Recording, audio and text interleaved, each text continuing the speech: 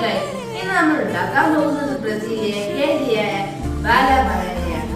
2 cup fresh grated coconut ആണ് ഞാൻ use ചെയ്യുന്നത്.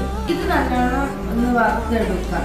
ഇത് ഡെസിക്കേറ്റഡ് കോക്കനട്ട് ആണ് ഉണ്ടാക്കുന്നത്. ഇതിലേക്ക് സ്പൂൺ ബട്ടർ ചേർക്കാം. മിൽക്ക് മെയ്ഡ് ചേർക്കാം. മിക്സ് ചെയ്ത് കൊടുക്കാം. ചെറുതായി തണുത്ത് വരുമ്പോൾ ചെറിയ ബോൾസായി ഉരുട്ടിയെടുക്കാം. കാരമൽ സിറപ്പ് റെഡിയാക്കാം. 1.5 കപ്പ് പഞ്ചസാര,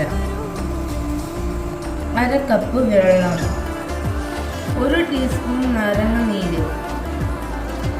ഇത് ഫ്രിഡ്ജിൽ വെച്ച് തണുപ്പിച്ചെടുത്തതാണ്. ഇനി ഇത് ഡിപ്പ് ചെയ്തെടുക്കാം.